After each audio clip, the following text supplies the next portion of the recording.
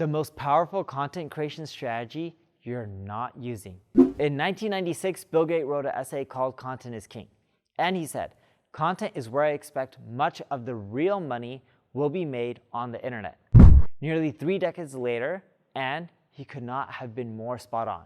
According to HubSpot, 40% of marketers say content marketing is a central part of their marketing strategy. 81% say their company views content as a business strategy. Simply put, if you're not writing, posting, promoting, or sharing valuable content, you're actively putting your business at a disadvantage compared to your competition. But here's the thing. While businesses, and a ton of businesses, acknowledge that content creation is important, it is also one of the areas they struggle with the most. A massive 45% of marketing professionals say that they struggle to create content that actually resonates with their audience.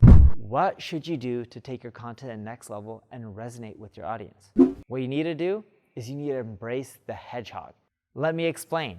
The hedgehog marketing concept is based on an old parable about a hedgehog and a fox. The fox knows a ton and is always trying to find new ways to outwit the hedgehog. But the hedgehog stays focused on one thing. Putting it in marketing terms, focus on what you know. Does your website get 1 million visitors every month? Probably not. So don't focus on trying to make that happen. You are much better off focusing on trying to meaningfully reach 100 people than you are trying to barely get through to 1,000. So what does this look like? Here's how you can implement the hedgehog strategy. Step 1, create a detailed buyer persona. You're probably wondering why. Well, using marketing personas makes websites 2 to 5 times more effective and easier to target the right users that they're looking for. And when you think about marketing personas, if you just Google marketing personas templates, you'll find a lot of templates out there that you can use to just create this, and they're free, and you'll see them all within Google Images.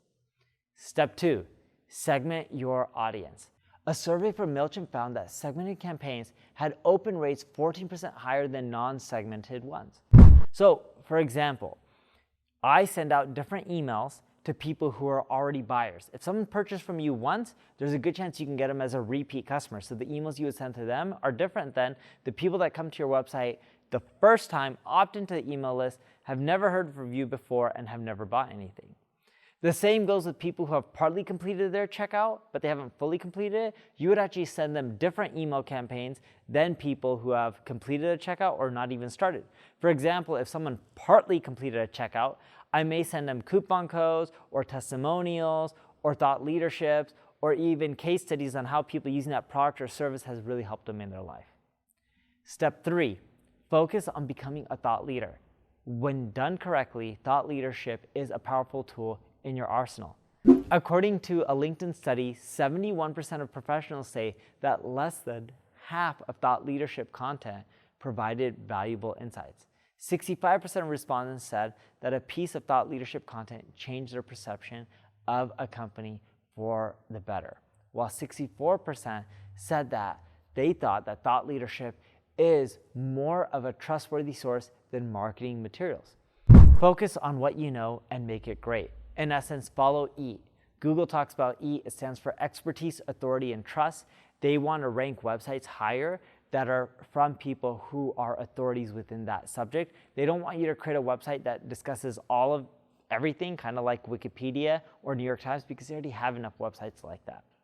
Step 4, make your content more valuable and shareable. Delivering exceptional content to a hungry audience not only helps them with their needs, it encourages them to share it with others. 95.9% of bloggers promote their blogs on social, and 69% of bloggers say that they use social share buttons.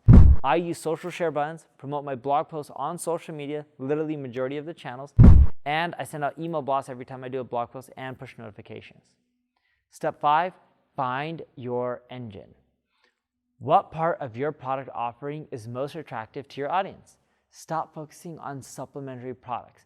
This doesn't mean to put all your eggs in one basket, but it does mean that you need to pay more attention to what's actually driving the revenue for your brand, otherwise known as your revenue engine. Look, you can sort of be okay at a lot of things, or you can put your energy into one thing that truly makes a difference.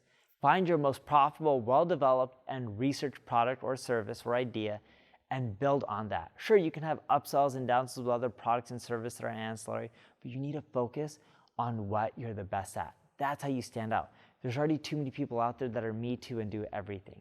Now, if you need help with your marketing, check out my ad agency, NP Digital. If you have questions, leave a comment below. I'm here to help. If you enjoyed this video, subscribe, like it, share it, tell people about it. Thank you for your time.